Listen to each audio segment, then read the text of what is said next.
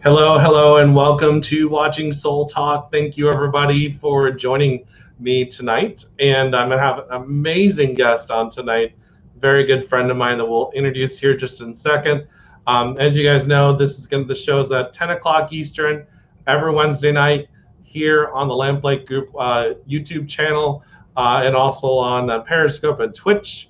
And it will be on demand on the Los Angeles Tribune TV on Roku TV, so you'll be able to find that on there on that channel as well. But who am I going to introduce tonight? I'm going to be introducing my friend Jason Antalek, and he is an amazing, incredible, bright light.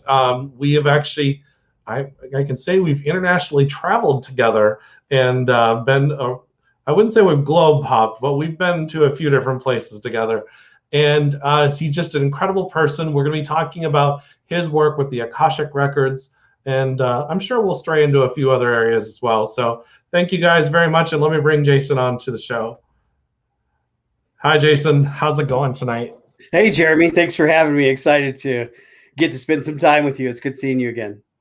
Absolutely. You know, we were just talking about, joking about our problems, not really problems. And I never even asked, how is things in Colorado? Like weather-wise, and how is things? Well, all is well here, though I wouldn't call this a real winter just yet. Oh, I think the East Coast is getting all of the winter right now.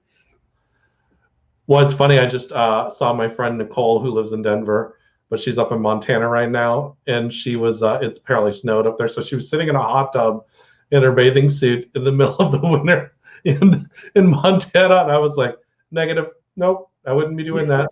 Well, that's what that's how a Florida boy's supposed to react to that. Well, true, but I'm originally from Minnesota, but I'm very much a Florida boy. Yeah. There's a reason you leave Minnesota.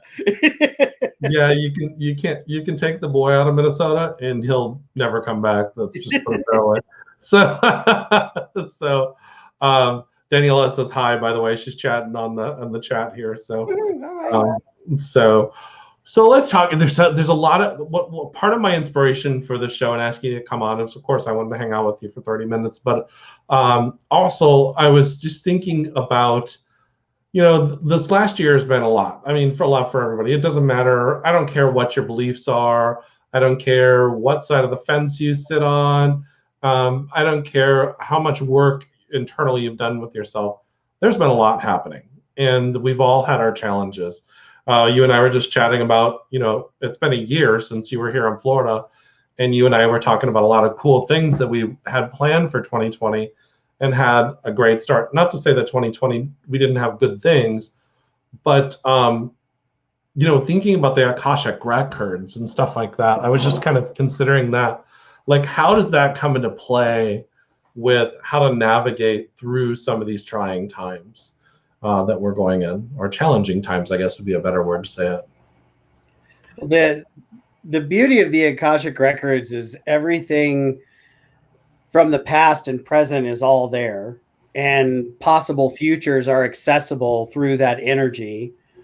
When we're looking at possible futures, we've got lots of different pathways, and there's lots of ways to look at that. One of the things that, and I don't want this to turn into a quantum physics conversation, right? But once you know your future, that already changes it. Just having the knowledge makes things different. Which I'm honestly, I was thinking about that today, and I was kind of glad that I knew there was something coming. And just going back to clients and readings from a couple of years ago, I remember people asking me about their future, and I remember there being gaps and saying, you know, there's times or there's certain scenarios where things are going to get worse before they get better. And that was in business readings and personal readings and relationships in a lot of different areas. And I'm actually glad I didn't know why, because could you imagine being in the airport going, man, you guys better really enjoy being in line and getting on an airplane, because there's going to be a time when we can't do this. All this is going to go away, people. Like, you look like a crazy person in the airport, you know, appreciating holding a latte and standing in line, getting on the plane. So there's a benefit to not really knowing what's coming, right? You think advantages, but knowing your future isn't always a good thing. But when you're going through things in your present time, a lot of times the decisions and choices that have gone into your reactions to what you're dealing with can be influenced by our past choices. So if we've got extreme behaviors, maybe that are reactions to something that might just be small in our current life, but are expanded or disproportionately reactive, where we get really angry or we get really sad, and maybe it's not that big a thing. You know, I put it in quotes because it's all relative, right? A lot of times that can be connected to past trauma. And in some cases, that's in a current life, or it could be in a past life. And that cycle is sort of brought forward with us.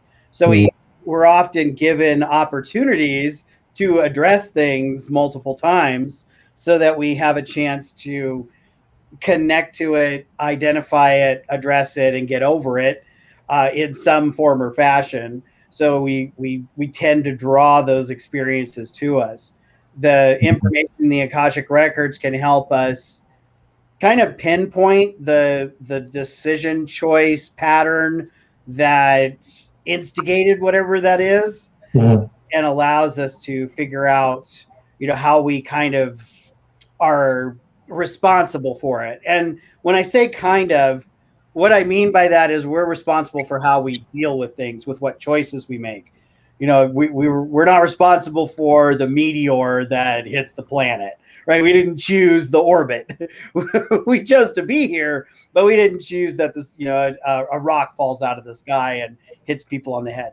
But we do choose how we spend our last few minutes, right? So there's always an element of what we do with it. So it's about responsibility and consciousness. And a lot of people are willing to take responsibility. We know there's this logical thing and we're overreacting, or it's this pattern or this behavior that I keep executing and keeps causing me problems, but I don't know why I keep doing it. And I know I'm smart enough to avoid it, but there it is in front of me again, and I keep doing the same thing and can't figure out why. Understanding ourselves and where those originate from you know, it's whether it's family patterns, ancestral, past relationships, whatever that is. The Akashic Records can open some of the lines, the energetic connections to those occurrences. So I think that the next time you and I travel together, I think we should stand in line and say, you better be happy that you can do this now, because you might. Right. Do you guys remember when you didn't get to do this? You remember when you didn't get to travel? Remember the good old days? And by the way, Damien's on. He says, hi, Denver. And Florida. And Natalie, she says, okay, so Natalie asked a really good question.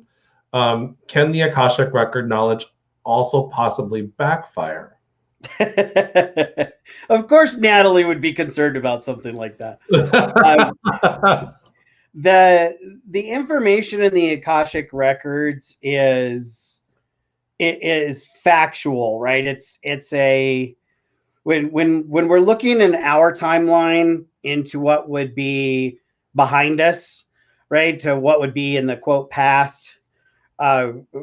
Those things are what already occurred. So it's really a factual account. When we're looking forward, they're possible futures. So it always is influenced by the choices that we make. So in the system of it, there's not really the possibility of backfire. It's sort of, you know, a closed loop, if you will. So the information doesn't really have that kind of, it just doesn't really allow for that sort of situation. Okay. I mean, what you choose to do with the information could be, you know, could backfire. If you use information from the Akashic Records out of the integrity that it's meant for, then that can create undesirable circumstances, or, you know, can backfire. But that's a very different conversation. Okay, yeah, she says, yeah, still choices. That's what I was hoping to hear. Thank you. Well, so, and I was just sitting here thinking about, you know, I've gotten an Akashic record readings many years ago from a friend of mine that does it. And then I know you and I have talked about doing it, but and I've recently experienced something different, but we'll talk about that offline, and it was amazing. But one of the things that I've always felt Akashic records is my soul's purpose, I guess, is my soul's library, I guess, a sense of being aligned with my higher self, so to speak. Can we talk a little bit about that? Because I know that, I know some people have said to me, well, do I go to Akashic Records to know my future, or my, like, as a fortune teller? And I'm like, that's not really what it is. It's more about being in alignment with what your soul is wanting you to do, or your higher self is wanting you to do, so that you can make, decisions based on that. And so can we talk just a little bit about that real quick? Or Sure. One of the cautionary tales that I always share when we talk about life purpose is to be aware that we actually have purpose in many different areas in our lives, and that is just kind of how it works. That can be in family, in our career, in our personal growth, in our spiritual lives, in relationships. We have purpose in all of those different areas. When we talk about soul purpose, if you're consumed by one goal throughout your life, this is the thing, that's not always the best scenario to be, constantly headed one direction and have this one goal. For the very few, that is the great way to do things. But for most people, it's a collective experience, right? It's all the different things along the way. So that shifts and changes. And for us to think that we just have a singular purpose, if you hit that early on, like, what do you do with the rest of it? Right? If you get there, what happens after that? Or if you never get there, did you fail? So it's a tricky scenario. The let yourself off the hook spiritually kind of answer to that is, to me, is that your purpose really is about living your best self-expression, living your divine self-expression. And that's a complicated and very simple thing at the same time. And when we come into this kind of spiritual talk, what is my purpose? that's where those things are simple and complicated at the same moment, and it's different for each person. And that is, with the way I do Akashic record readings, kind of the foundation of that answer. And for each person, that's a little bit it's a little bit different, because it's based, first of all, on their energy, and everybody has kind of their own mixture of that energy. So for me, I'm all about communication and self-expression, sharing my experience, gaining knowledge, teaching. Like, those are the things that really are a focus for me. Where someone else, and for you, right, you're a truth seeker. You're somebody who looks for the truth in things. How does it really work? The suspicion a little beyond what the normal answer is, right? What everybody else is willing to accept as the everyday yes. Jeremy likes a little more information, right?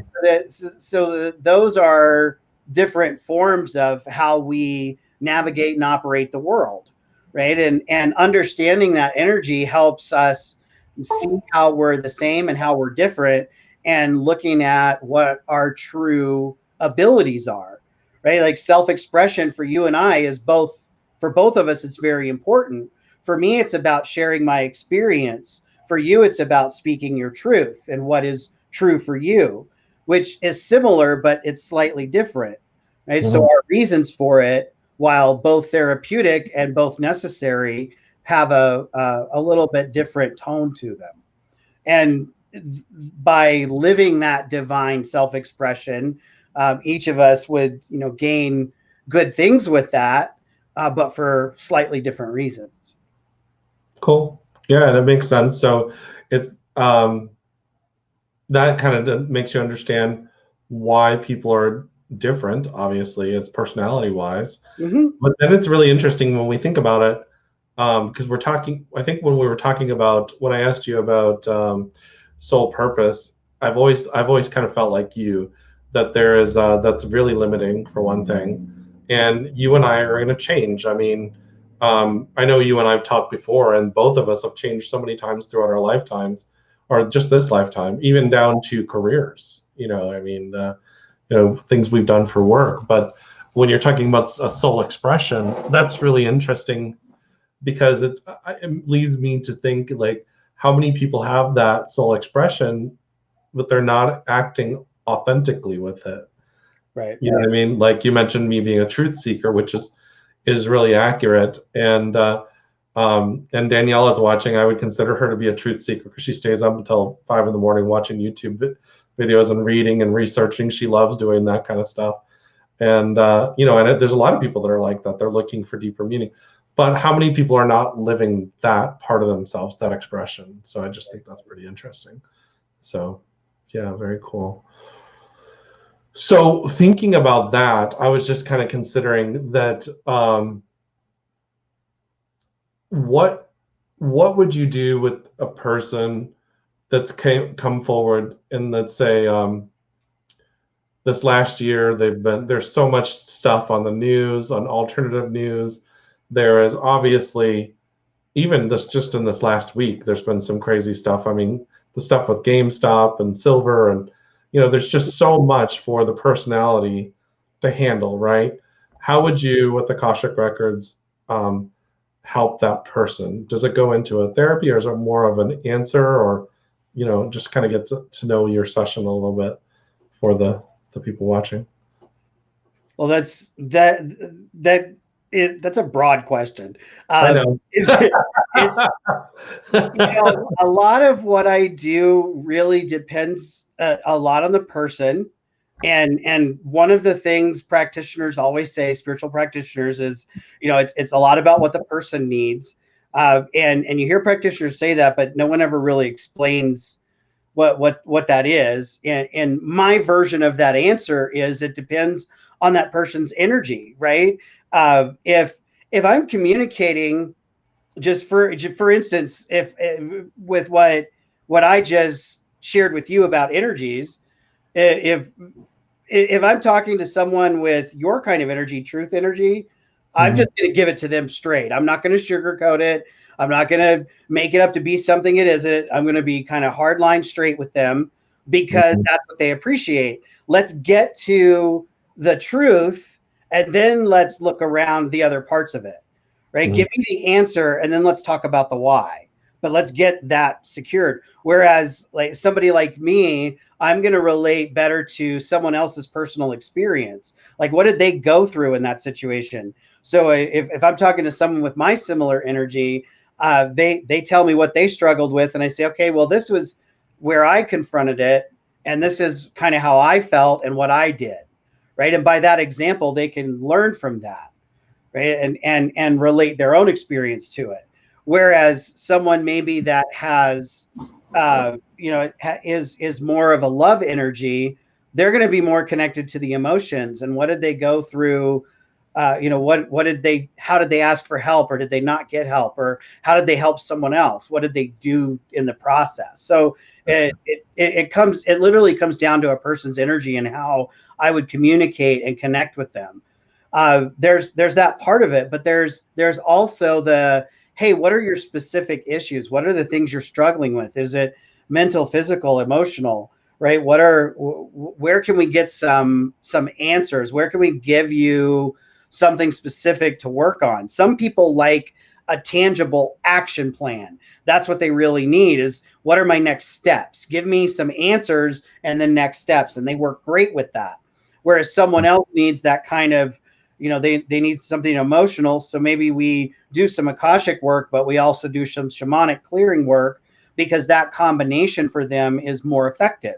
So maybe they do need an action plan. They need some steps, but they also need something to kind of kickstart that, right? Maybe a shamanic journey or a meditation, something that suits the other side of what they might also need in accordance with their energy or how they operate, and understanding who someone is through their soul's energy gives me a window in how to make that connection. And I mean, I'm all upfront about that. It's not like a, like all tricky. Well, they have this and they have that, so this is the way in, right? I just say, well, because you work with this way and this way, I think this is a great approach. What's your thought? How do you feel about that?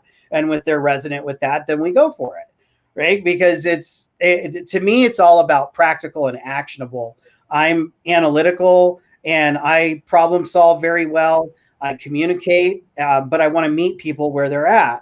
And those are my talents. Those are the skills that I have. So I use those and match what somebody else needs that way, right? And I just tell them that's how I operate. So if that works for you, great. If it doesn't, then let me find somebody that works with you that meets what you need. But most times that works, right? Because it solves their problem. But you learn to work with people and adjust to what delivery system or how they respond to things. And over the thousands of readings that I've done and all the different information and helping people through clearing work and working with folks over long periods of time and watching the transformations and being part of that with them has helped me understand what teachings go where and where to put them and how to effectively administer what helps people get to their goals. And that's a lot of what it is what's the intention, right? What's your intention for the session and how do we get you as close to that mark as possible? Yeah. Well, I think that's that's kind of why I did ask it as a broad question. But I think you answered it perfectly. It is because I think that we have to kind of meet people where their energy is at, because they are so vastly different. I mean, we were as coaches, we run across people of all different walks of life, right? And they all have different experiences and who they are. And yes, of course, soul-wise, they've come in here they've said, I want to accomplish this. And, we could get into the quantum physics aspect of that. Maybe we should do another show on quantum physics. Natalie was like, yes, quantum physics. So, but Sylvianne also says that your reading was amazing when you were here last year. So, yeah. So one of the reasons why I wanted to bring Jason on, because he has an amazing energy, and he just is a all-around fun person to be around, and we kind of met under these amazing circumstances. My business partner was looking around for speakers for our conference that we have on a cruise, and I met Jason on a Zoom call. What, 2 years ago now? Has it been 2 years? Yeah, it's a couple of years ago now. And he came as a speaker, and he was massively popular on the cruise because of the work that he does. And I just think that when we're talking about Akashic Records is something that people have done, I don't think it's something that a lot of people are still aware of. I think that Dolores Cannon wrote books on it, but there's still not a lot that's involved in it still. And I think it's very healing, because I think we've covered a lot of different topics here. We've covered topics where people are not living authentic with themselves, and that's not just on personality wise, but it's on a lot of different things as well. Daniela wants the quantum physics talk as well, so maybe we so we're getting questions on the quantum physics. And so we have roughly about 6 minutes left of the show. What are some things that you would pass along to people that would help them, maybe have a more joyful life and, or a more compassionate life? Like I'm having a lot of different conversations with a lot of different people, not just one person, where they're trying to figure out what their next step is in life and like, what should I do? So what are some things that you might give to people that would help them? That's an excellent thing to come to for the show, Jeremy. I applaud you on that kind of focus. One of the things that is good to keep in mind is change is the only constant, and we can fear change, but it's eventual, and fear is, is one of those things that's always going to be out there. It's always accessible. It's always available to us. It's going to be part of the package in some form or other. It's okay to have it. It doesn't make you wrong if you have it, but it can come with other things too. It can come with excitement. It's folded in with other stuff. So if you're somebody who has a fear of change, remember that, the days change tonight and change back again. I mean, everything cycles. So it's only a certain way for a temporary period, and no matter how good or bad that gets, it's gonna switch up. If you're a spiritual person and you believe in reincarnation, that's actually kind of a handy belief system. And if you hang tight with me for just a second in the logic of it, if you're getting, I don't know, several dozen times, that makes this one of many, and you get more than one shot at it, right? And while it can be really tough in the moment, and that is true, because we are in an individual experience and it feels like a ton of bricks when it's happening, but the reality is that hard moment, when you look at, maybe that's one of 5 lifetimes, maybe 10 lifetimes, that moment suddenly spread out, while when it's happening is difficult. Let's be honest, that's true. But when you look at it eventually in the larger picture, it's not as impactful over the grand scheme. Again, not belittling the moment, but there comes a point when that healing in the bigger picture comes into focus again, and you realize it's part of the chain. And we are going to have those experiences. We live, we die, we love, we laugh, we hurt, we go through all of those things. But that's part of the agreement of being here. And we don't get here with all the tools, because if we had all the tools, we wouldn't learn anything. If we showed up here with the perfect toolkit and all the junk in our head to make this easy, like, what would be the point of playing the video game? If you've got all the cheat codes and you know the ending, what is the point, right? Like, it wouldn't be any fun. There's no reason to put your quarter in the machine to see if you could beat the high score if you already know that you can and you did. It's not as exciting and fun. And everybody else is here trying to do the same thing. Everybody has the same questions you do. There are most people out there are struggling with the same stuff. Everybody has the thing. I have read for people in every walk of life. I've read for people in every profession all over the world, and a lot of people have the same questions.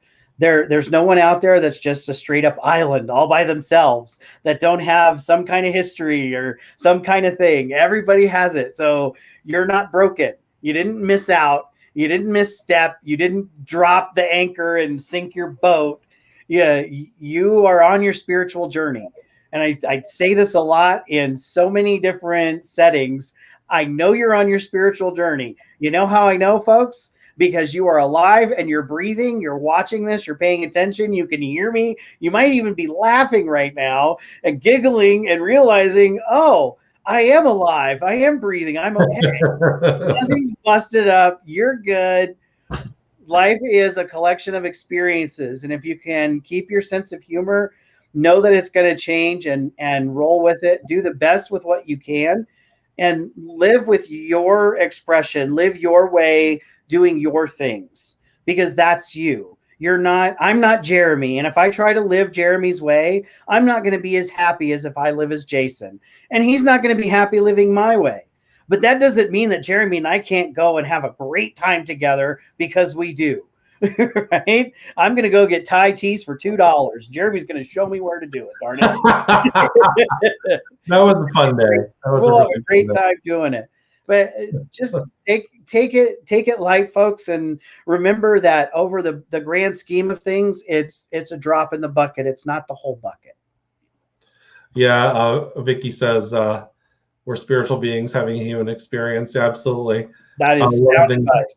one of the things I always love saying, because people are always trying to make being spiritual so complicated. I'm like, you're just go out and live. That's spiritual, and then learn from your life. Do as you will, hurt no one. It's pretty simple, folks. Yeah, we make it overcomplicated, and it's really, really very interesting. But I mean, I make it complicated sometimes. You make it complicated sometimes. The people watching this make it complicated sometimes. But it's just that's a part of the journey, right? And and you're living and breathing. And Alex says spiritual can be fun. Absolutely, it can be fun. It's supposed to be. It's supposed to be fun. And Natalie, when next time Jason comes down, you all have to come down, and we're gonna go to the Thai temple and get Thai tea. And although my roommate Sherry always says, next time you talk to Jason, he owes me some Thai food. And I don't know what the joke is, but it must be a joke between the two of you.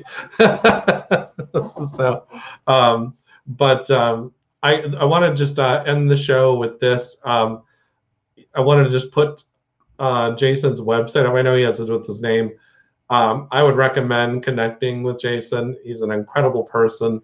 He's in the Denver, Colorado area. I know he's probably I think he's in the outskirts. I haven't actually been out there where he's at, but I know I actually haven't experienced a reading from him. However, almost everybody listening here or watching, a bunch of people that are watching have, and they've all talked amazing things about him. So if my friends say it, he's pretty amazing. So I just put it out there, and he's just an incredible person. So check out Jason at akashaman.com. And then, like I mentioned at the beginning of the show, this show will be not only on here, but so share this if you liked it, but it's also going to be on the Los Angeles Tribune TV at Roku TV. So everybody have an amazing week, and we will be back here at 10 o'clock next week. And I will have my friend Eric Rains on next week, and we will be talking about quantum physics and stuff like that then, and the omnidimensional mind. So it should be a really, really good show. Be blessed, everybody. Bye-bye.